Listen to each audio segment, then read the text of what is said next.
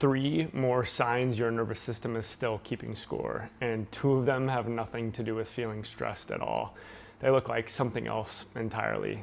They look like personality. Last video, I gave you 3 signs your body was holding trauma your mind had already moved past. A lot of you commented that you recognized the exhaustion one immediately, but not the other 2. And that's exactly why I wanted to come back and go further. Because if you've already done or started doing the inner work, you've been to therapy, you journal, you understand your own story intellectually, but your body still feels tense, exhausted, or unsafe. This is the part that almost nobody covers. Some of the most obvious signs your nervous system is still running on an old program don't announce themselves as trauma at all. They just look like who you've always been, and that's exactly why they never get questioned. Nobody interrogates their own personality. I lived 2 of these 3 signs for almost a decade and called them both just who I am. There was a stretch of years where I picked up a parasite in Mexico and I just kind of pushed it off, never treated it, because I told myself, you know, my healthy lifestyle would just handle it on its own. Didn't go to a doctor, didn't go get tests, just kind of willed it through discipline and clean eating. And there was a tightness inside of me, inside of my chest, that had been there for so long. It stopped registering as tension entirely. It became background noise for me, you know, kind of the way that a hum in a room becomes invisible after enough time is spent in it. I didn't clock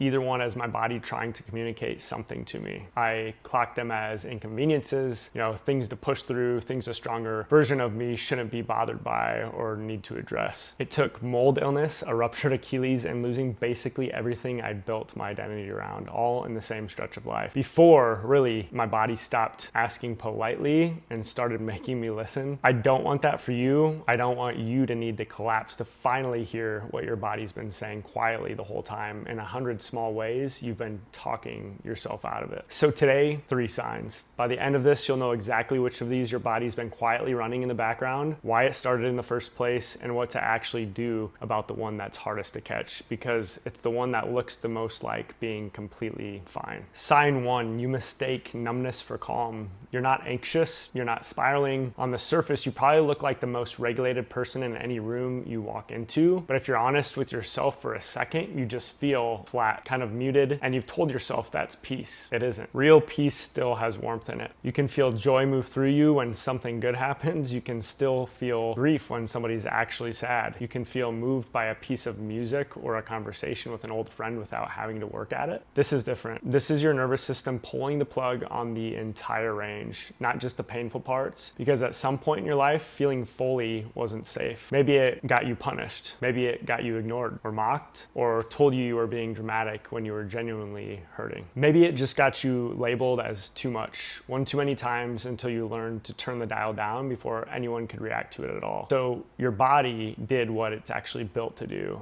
It found the setting that kept you safest, and it locked in it quietly without ever asking your permission. The cost of that is bigger than it looks from the outside. You can't selectively numb. You can't turn off grief and keep joy running at full volume, because they run through the same channel, the same nervous system, the same capacity for feeling in general. The volume knob only has one setting now, and it's off. So you're not just protected from the hard stuff anymore, you're locked out of the good stuff too. This is why so many men describe their lives as successful but hollow. They've hit the milestones, they've done the things they were supposed to do on a paper, and then there's this wall between them and actually feeling any of it land. That flatness is very often the exact mechanism sitting underneath that description, and almost nobody names it directly because it doesn't look like a problem from the outside. It looks like being fine, being steady, being the guy who really just has it all together. So stick with me here. When's the last time you felt something and let yourself feel all of it? No editing, no managing it down to something more comfortable to sit with. Sign 2, a specific body part holds all your stress. For most men, this is the jaw, the shoulders, or the gut. Mine was my gut. You know, I would explain it away as diet for years, tried every elimination diet protocol you can think of, blame dairy or gluten, blame whatever the internet was blaming for that particular month, and never once asked whether the actual root cause was upstream of digestion entirely. This isn't random, and honestly, it isn't really about the specific body part at all. Your body picks a location to store what it can't process consciously, almost like a storage unit for whatever your mind decided it didn't have the bandwidth to actually deal with at the time it happened. And it becomes so constant, so familiar, that you stop registering it as tension at all, and it just becomes how you are. you're the one with the tight jaw, the one with the bad gut, or the one who always carries stress in their shoulders. Ever since college, ever since that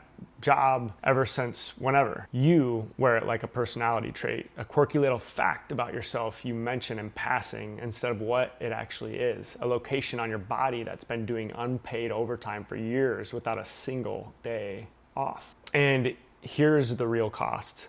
The location eventually becomes the site of the actual physical issues down the road. The inflammation, the chronic pain that shows up out of nowhere in your 30s or 40s with no clear injury behind it. The digestive conditions doctors can manage with medication, but never fully explain and resolve. No matter how many specialists you see, it's not because that body part is inherently weak or genetically unlucky. It's because it's been absorbing something that was never processed anywhere else in you. Not in a conversation, not in a journal, not in a single moment of actually sitting with what was happening while it was happening. So it went into the tissues instead, because the tissue doesn't get to say no to what it's been handed. Sign 3, you get sick right after things finally calm down. You push through the hard season, the deadline, the move, the breakup, family crisis, whatever it is for you specifically, and you hold it together the entire way through it. Everyone around you is impressed by how well you're handling it, and you probably are too, quietly. And then the second it's actually over, the second you finally have room to exhale, you're in bed for a week. Fever, total exhaustion, a cold that comes out of nowhere and knocks you flat when nothing was even going around. That's not bad luck, and it's not a coincidence. You've just quietly decided to accept every single time it happens to you. Your body held it together for as long as it absolutely had to, running on stress hormones that actively suppress immune function so you could stay functional through the crisis without falling apart in the middle of it, when falling apart wasn't an option. And the moment your system registers that it's finally safe to stand down, it does, usually all at once, and usually harder than you'd expect because it's been holding the line for so long without a break. Researchers sometimes call this post-stress crash. I just call it your body is finally getting the memo that it's allowed to stop performing for a while. But the real cost of this pattern is the part most people miss entirely. You never actually get to rest during the hard season itself because your body doesn't trust yet that the calm afterward is going to be real and lasting. So it stays braced the entire time, even when you're telling yourself out loud that you're handling it fine,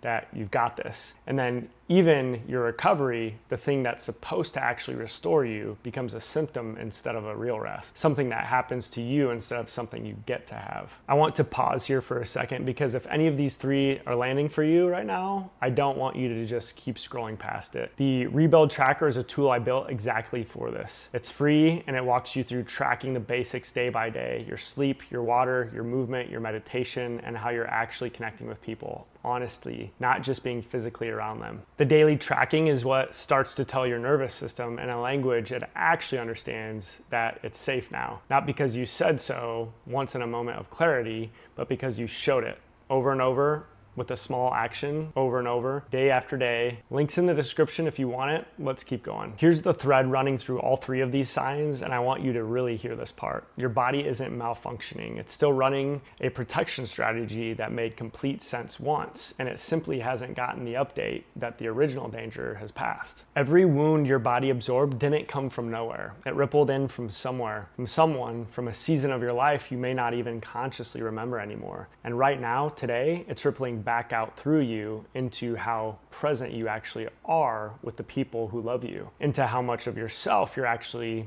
able to give them without something invisibly pulling you back. The signals, the numbness, the tension sitting in one location, the crash that follows every storm, they were never the actual problem. They're the map. They're in your body in the only language it has, telling you exactly where to look next, if you're finally willing to look. So the actual move here isn't to fix all 3 of these this week. That's not how this kind of change really works. And chasing that will just become another way to perform your way past the real problem, dressed up as self-improvement. The move is to notice one of them today without judgment. Just notice it. That's the entire ask. Not fix it, Now analyze it into the ground with a notebook and 5 podcasts. Just notice. The single act of awareness is the first real crack in a pattern that's likely been running since before you can consciously remember it starting. And the work you do to interrupt it now isn't just for you. It's for every person who comes after you, your kids, if you have them one day, or the people who will love you next, who deserve to meet the version of you that isn't still bracing for something that already happened years ago.